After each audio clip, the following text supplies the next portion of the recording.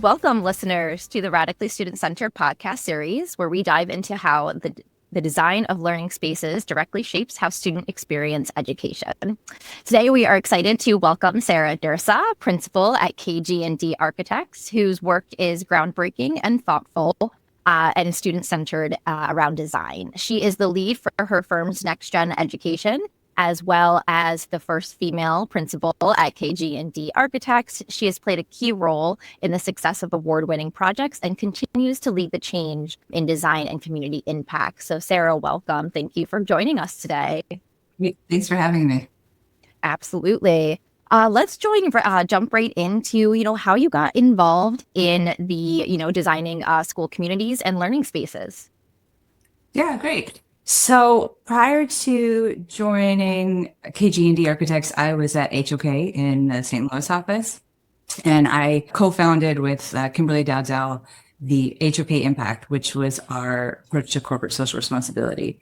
And that was looking at how design could positively impact communities. We were looking at kind of pro bono or reduced fee projects, donations, volunteer opportunities. And one of the things that we were charging each of the offices to do is to look at what was happening in our own backyard.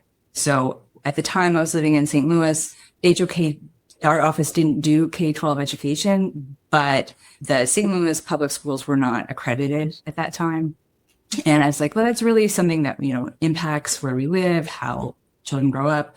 And I had a real interest in it. So when I moved back to New York and joined KG&D, that was a real driver of mine to work in schools and be involved in that change. Prior to that, I was actually a teacher when I graduated from college. I was an English major, and I thought I was going to get a PhD and teach English literature. So after that, I moved to Florence and taught English for a year. I had a lot of adult students. And when I eventually did go back to grad school for architecture, I was involved in a teaching program there too for architecture for young people. It was what it was called. It was teaching architecture to 4th to 10th graders. So those experiences really kind of shaped my understanding of how individual learners are and their different needs, and how, the onus was on me to kind of tailor the way that I taught to make sure that they really understood the material. For example, I had a lot of adult students when I was teaching English, and some of them needed to improve in English to advance in their careers, to get the promotion that they hadn't gotten for a while.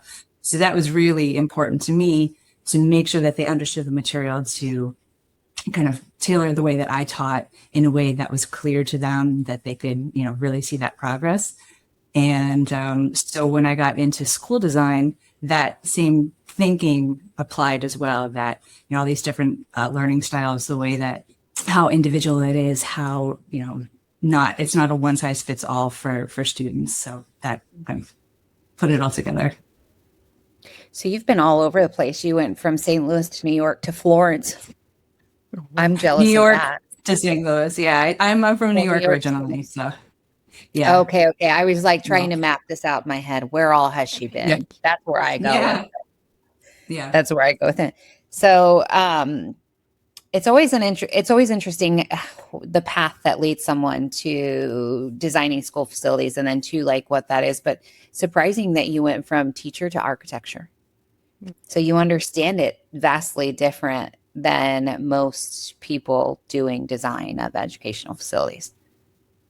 Yeah, well, I think, you hear a lot about, right, people who are in education design started in education, or just, I know you started in education and went to furniture. So there's that real kind of tie to it, right? I think one thing that helped me going back to grad school for architecture was not having done architecture before and having lived in other countries. And so just really seeing how people live, and again, kind of tailoring things to different situations, right? Having those different perspectives, coming from different backgrounds really impacts the final result of a design.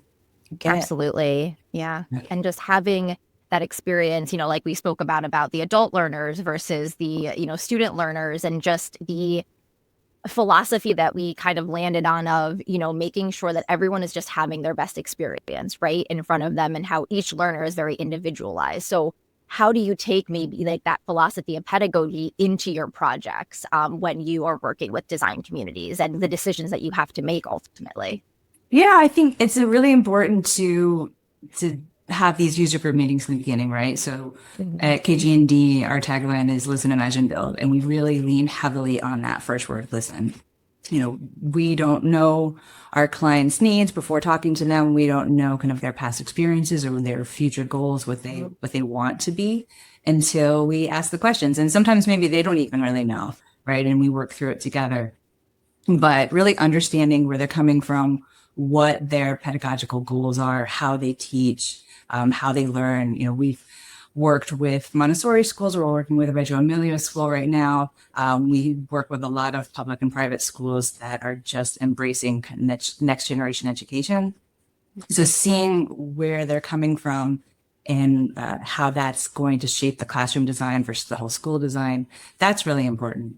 And meeting them where they are, right? So when we were talking before, I mentioned this story about when I was teaching in architecture school. We were working with fourth to 10th graders. The assignment was around resiliency and kind of how to design for natural disasters, right? So in the beginning, I was working more with the older kids, kind of helping them, and that was kind of a challenge on its own, right? Younger kids are way less, I guess, embarrassed about designs.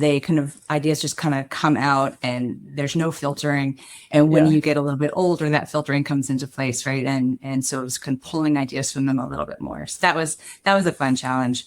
But one of my colleagues was working with some of the fourth grade boys and just couldn't get them to focus, right? They didn't want to pick a natural disaster or kind of follow the assignment in the way that we thought students might. So I went over to help, and it's like, all right, what are we going to do? What's the natural disaster that we're solving for? And they were like, evil alien attacking Earth, destroying the Earth. It's like, okay, all right. So what's so bad about that? What are they doing? And they're like, well, they're throwing acorns from space. And it's like, okay, well, it sounds like we need some kind of a net or something, or like a nut catcher, and just like totally rolled with it, right? Just, met them where they were. And the great thing was that, like, they got really excited about it, and they started being like, oh yeah, we could do this, and like building off of each other's ideas. So instead of trying to steer them in a way that, we thought that the assignment would be structured, just like, yeah, just roll with their idea, which is, we said it was like it could be a real tragic natural disaster. Not incredibly likely, but it could. And they got excited, and then they did the project, and they had a really great time. So that idea of how do we get people excited about where they are? How do we get them invested? How do we kind of meet them where they are, make things that are just for them, that kind of really feel personal, right? Creating different size spaces, different zones, different number of people, kind of different colors and environments, things like that. That's what I get really excited about, that, going to transfer that excitement to the people who are going to be using the space. Well, I think too, right? At the end of the day, the biggest part of what I heard you say is regardless if it's aliens and acorns or zombie apocalypse, it's really listening at the end of the day and acknowledging where people are. And I think we have those conversations all the time where you're just like, in planning schools, teachers need to feel like they've been heard.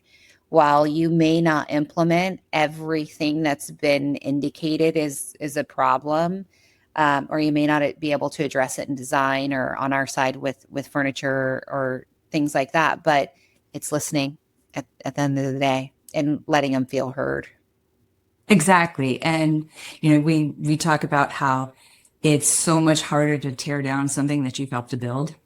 Yep. Right. So getting stakeholders involved early. Like you said, even if you don't implement all of their ideas, just letting them put them out there is really important. But then also, it's a combination of listening to the teachers and listening to the administration and kind of where they're looking to go.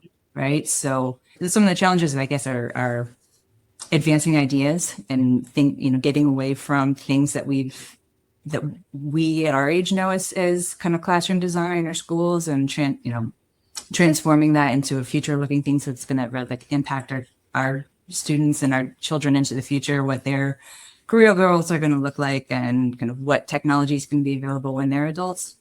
So how do we get people on board with those ideas and kind of help them to use the spaces that are created and that are different from what they've traditionally used? For sure. And Yeah. then too, like, what's learning going to look like in 10 years, right? That's the biggest thing is like you're designing now, but what's it going to look like in 10 years? And what is the people going to be doing within that? Or what are the people going to be doing within that space? 10 years is a huge amount of time, but when it comes to it, but it's still, I look at the difference between a 27-year-old and a 15-year-old. There's huge differences in the way that my two kids learn and the way that they engage and they absorb what they're getting. So and technology is changing like at such a rapid pace, right? And how that gets integrated into the schools. So I'm on the working committee for this AIA New York State webinar it's an education design summit. And we had a presentation this past Tuesday, and there's one quote that I just love from one of the panelists who was working with a school.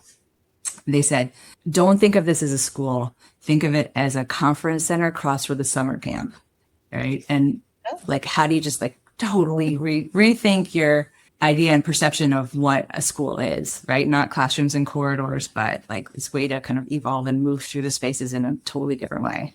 And what you want that outcome to be too. And I keep coming back to the beautiful word that you mentioned, and we talked about it in that like 4th grade experience of imagine. And it's such a easy concept for young kids when you get into, stakeholders and adults and they want to go right to furniture, right to design. You're like, let's pause and imagine what these spaces should look like, feel like, sound like, smell like just really taking out the nitty gritty and just like being imaginative is where, we see that sometimes there's roadblocks and there's barriers or challenges that come up because they can't or they haven't been asked that before. And so I'm curious if you had a moment or if you have a project where you were really able to think outside the box and create something that is different, that felt different, that seemed different with the kids, and you had that full circle experience. Yeah, there's probably a couple that I'm thinking of. One is under construction right now, so I don't have kind of the student data, but I'm kind of excited about that. How it's thought through. But another one was we did a K-5 elementary school a few years ago. We wanted to create a bunch of really collaborative spaces, and so the classrooms themselves there's kind of the traditional classroom size, and then right next to that, separated with a sliding glass door or acoustic glass door was like a collab space, we called it. So it could either be connected to the classroom or closed off with visibility through, and it was for a smaller group of people to work and still have teacher oversight. And then outside the classroom, kind of directly attached to that, was an even smaller little nook with a built-in bench in the corridor to kind of give those groups of 1 to 4 so they could kind of really take advantage of those smaller group interactions, right, or individual interactions. All of the classrooms really surrounded this big atrium space that we made that was like daylit with skylights. It was like a communal space in between the learning commons, the makerspace, and the art room.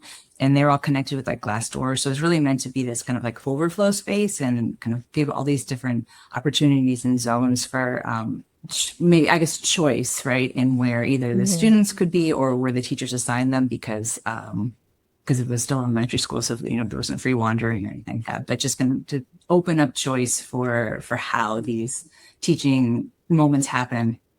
So that one was really cool to kind of see how excited the kids got when they went in, and it's just like that atrium space didn't really feel like a school so much, right? And give them something kind of more than they were expecting, right? Or what they thought of what a school could be. And then with the project that we're working on right now, I think it's pretty interesting because the school is at 100% utilization, which is pretty rare. There's no swing space. It's fully occupied all the time. So the rooms really need to do a lot. In the lower school, they have a lot of specialists come in. They have to kind of find little nooks or things where they can work with the kids and not disrupt other kids, and things have to happen a lot at the same time. So in that part of the school, there's a lot of kind of co-teaching that's happening that we have to find areas where that could happen. And then in the upper school, it's a really interesting model where the students stay put for the most part and the teachers move. So each classroom has to be able to support all these different subjects. It has to be able to have large group and small group things, and really do a lot to help support the teaching environment.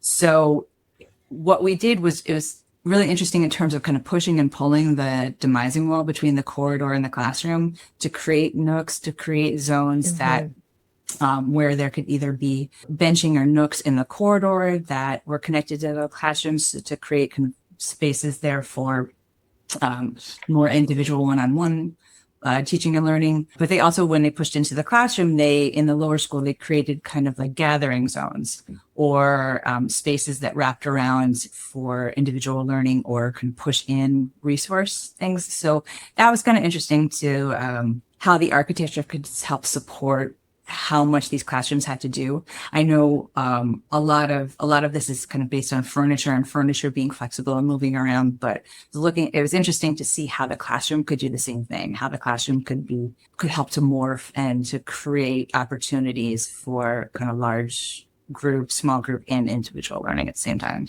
Yeah. Well, I always think of like the classroom, right, as the actual stage. You have the stage, and then the furniture is the props. So what makes the kids, the play of that day is that a lot of it is the walking into that threshold and in that classroom. Design is incredibly important. So it plays a pivotal role in even what happens within all of the different spaces of the school. So, and two, it gives them a feel like I think it creates culture, it creates excitement, and they walk in and they feel good about it. They're going to walk in and feel good about learning that day. Yeah. The student agency, right? How they Yes. ownership of their space and they're proud of it. That's really important. Yeah, I'm struggling with words today, Sarah. I didn't have enough coffee. Yeah, I've got mine right here. Yeah, I told Jessica, I said I was with another one of our team members in Mississippi this week, and I didn't get in until 1:30. So she was just like, lots of coffee. I'm like, words are hard today. When we work with schools at K-12, it's not just about furniture or design. It's about impact. Our radically student-centered approach puts students at the center of every decision. From that first conversation to the final walkthrough, we're focused on creating spaces that actually work for the kids, the teachers, and the community. So if you're looking to do more than just check a box on your next project, let's talk. Visit K12.com. That's KAY-TWELVE.com and see how we're helping schools transform learning one student at a time. Because at K-12, it's not just about projects and furniture, it's about purpose.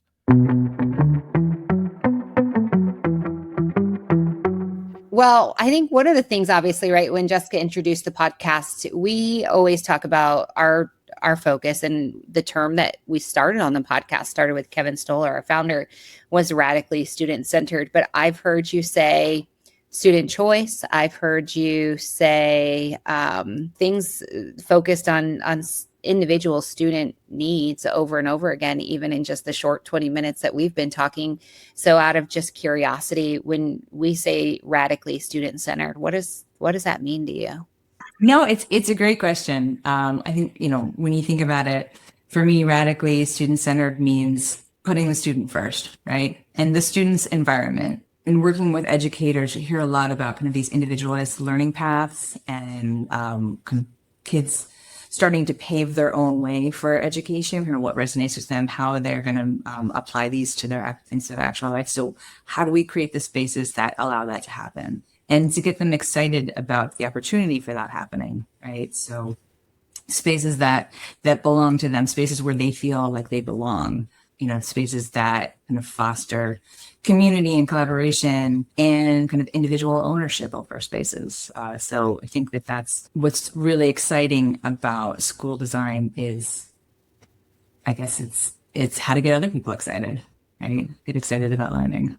Yeah, no, I was thinking because you were sharing your stories and sharing, radically student centered, and this idea of visioning, right? And this idea that in order to create these spaces, you need to guide sometimes, right? Stakeholders through these decisions. And I love the examples that you said because, as an educator, when I walk through a school and I see, kids in different types of spaces and they're sitting by themselves or maybe individually, like I don't have to know the school to know the philosophy and the culture. And that's what we want to see. We want to see the culture come out kind of in those learning spaces. And so when you are in that visioning process and you're meeting with schools, how are there any specific ways that you translate their goals into the approach for your design or, questions that you might ask or things that you really want to make sure that you hit on with these stakeholders so that their design, comes out to life while still obviously guiding them. We can't have foam furniture everywhere, even though everyone wants it. How does that, how do you do that process? Yeah, that's a great question. And it's going to depend on like the direction that the school is taken, right? Or is the pedagogy that they're pushing forward. So we talked about this the other day that when you work with like a Montessori school or a Reggio Emilia, right, their pedagogy is so well defined, right? And working with them to design the space, they know what they want to do, and they know that the educational material has to be showcased, and they have philosophies on material and and wood and kind of a natural environments, and so it's about decluttering the spaces and creating these opportunities for learning environments. So it's almost it's kind of easy working with that because they know what they want. There's a model that's shown it, and it's just how do we kind of really enhance that and make it really special for that particular place and in a way that works for them. When you're working with a school that's still kind of defining where it's going, right, what the next generation education looks like for them, and if they've got a strategic plan and how they're kind of developing their thoughts around however number, like the C's, right? It started, I think, as 4 C's and 7 C's, right? Collaboration, communication, all those things, right? That's kind of a real opportunity to partner with them on kind of how their vision for education is really shaped, how they are using technology in spaces to enhance their curriculum, how they're rethinking their thoughts about kind of classroom and community spaces and communal areas. So that's kind of a fun part of the design of working with them, is kind of figuring out what that looks like going forward. Right. It's kind of like a puzzle that you're kind of creating together because technology and then book bags where you're going to put those and cubbies and where they go. Like these are, sometimes always afterthoughts. And so having such a clear vision process is just so important for the school to also put them at ease. There's so many decisions that everyone's making that as long as that shared vision and, we're leading towards that goal, then hopefully we can make those correct decisions. But I find that very fascinating, especially with your background in education. You probably come to it knowing like we got to get the ball rolling with some philosophical things too, or else this design is just not going to work out correctly. Yeah, but you brought up cubbies and backpacks. Figuring out those kind of what maybe like banal types of things really, or like storage, is like really important because it takes up a huge footprint in the room. It really impacts the flow of how students move through the space and how, if teaching is more seamless or interrupted with kind of getting up and down, stuff like that. So figuring out the storage and trying to be creative with that is really important. I'm always surprised. And I went to school yesterday and walked in and was like, what in the pack rat happened here?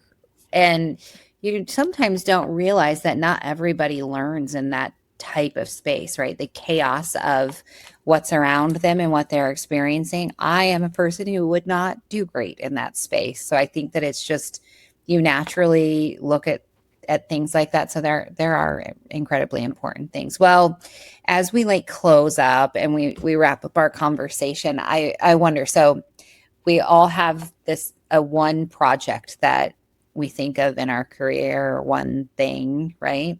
Is there one project that you can think of that really made an impact in what you do on a day-to-day basis, that's maybe impacted your path or has been instrumental in the way that you know, interface with clients or students or whatever it might be. It could be just like the smallest thing, Sarah. You just never know. Oh, that's a tough one. Maybe I'll pick one that's like completely different, right? That Yeah. I guess I don't think about this one that often, but when I do, it's pretty cool. So this was back when I was at HOK, and it's not a school project. We had a corporate account. It was for Humana. They were a corporate interiors client of ours, and I was brought onto the Humana team to do some ground up buildings for them, and then kind of stayed to do a whole bunch of other kind of random interior projects and things. But it was in the Humana Tower in Louisville, and it was a Michael Graves designed building. So really cool. And the challenge was that the security booth was just too small for all the equipment that they had, because this was designed however long ago. Everything was kind of encased in marble in the lobby, and there just wasn't the footprint to make it bigger. It's a tiny project. And I think when they were thinking about redoing it, they were like, you know, all of the screens would have to be up at the ceiling, and it was tough. And they didn't really, I guess there were some preconceived ideas about how it might work going forward, and none of them were great. So it was a really nice opportunity to pause and step back and be like, is that really what we want to do? Right. And just going back to the kind of the banal things that might influence a project. It's like, I had done an auditorium before, and I knew that like viewing angles for people in the front row wants to be between like 19 and 21 degrees, right? So craning your neck to look up at these screens was going to be a real challenge. I said, well, what if we just don't do that? What if we kind of put them on the side and bump it out and build it? And it was just like one of those like, you're like, yeah, let's just do that. And so it was, again, like a really small project that didn't impact too many people. It was, you know, impacted like the two people who'd be sitting at the desk, but just rethinking some preconceived notions about what it should have been, and being able to like impact a Michael Graves building was kind of neat. So yeah. Yeah, there's always that one project. It was years ago, but we were at a conference, I think. I don't even remember what it was, and everyone was sitting around talking of like, what's your claim to fame, right? And one was like, I designed the stairs I did a redesign of the stairs in the Coronado building in San Diego, right? The round staircase, that's like the signature building or the signature staircase. And then another lady goes, well, oddly enough, I used to design fountains, and I designed the fountain at Bellagio. And so sitting around in this group of architects, you're sitting there thinking, I'm like, you design fountains like a water fountain? And she's like, no, ding dong, you know, like real fountains, like. I'm hoping still to this day that I was several drinks in, but you just never know, right? That there was this one project that you're just like, it made a significant impact on the way that I think about things, or the way that I process things. And, you know, in each of those, it was, we had to think about the history of the building and how it would ultimately impact, you know, the integrity of the preservation of this historic building. And then obviously the fountain at Bellagio is what you walk into, and it's that centerpiece, and it's beautiful. So anyway, I'm always curious about those types of things. So Jessica. Well, I mean, I also have different designs too that I've definitely gone through, but I do take with me. I had one moment, I was a teacher, that's where I come from. So, you know, my role is really to be a learning space integrator and to be integrated into the project as that educator and help guide them through that. And as an assistant principal, I had a group during testing time. The assistant principal's admin always gets like the behavior kids in a group in a small room. And I was in a public school, didn't have a lot of money. And so the room that I was in had no chairs. I had to run through the building, and I grabbed what I could. I grabbed a cushion, I grabbed like a stool. It was a practice test. And when they came in, you know, I had them pick their chair, and it was just like this small moment of just having kids being able to have, again, that little bit of choice that Sarah talked about, completely changed. Now, I don't have their data. I don't think it changed their data, but it changed the way they came into a room knowing that they were going to take a test for 2 hours with a pen and paper. And, and it was a moment of panic for me. But at the end of the day, I had to take it for what it was. And it was a win in my book. But thinking about student-centered, right? Radically student-centered. What is one takeaway that you want the listeners to really remember just about being radically student-centered in their projects? I think a big takeaway should be that just because we learned in a certain way or schools looked a certain way when we were growing up doesn't mean that that's how it has to continue, right? And this process of evolving and listening to the direction that teachers or administration has about where they want to go and how students want to learn, I think that's really important. And I'm really excited about what schools are going to look like, probably like you're saying in 10 years, right? That it could change a lot. And I think the more that people talk about this, the more excited that people get about these opportunities for change and how, seeing examples of it, the faster it'll go, the easier it'll be for people to buy into, and the better the outcome it'll be for people involved.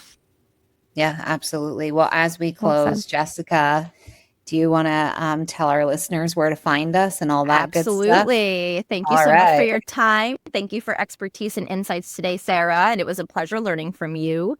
If listeners would like to hear more or share their own radically student-centered moments, we invite you to like, comment, and share at betterlearningpodcast.com. Take care. The Better Learning Podcast is produced by Matt Rogers and edited by Kelly Jones. The views and opinions shared on this podcast are those of the individual speaking and do not necessarily represent the perspectives of their affiliated companies, organizations, or associations.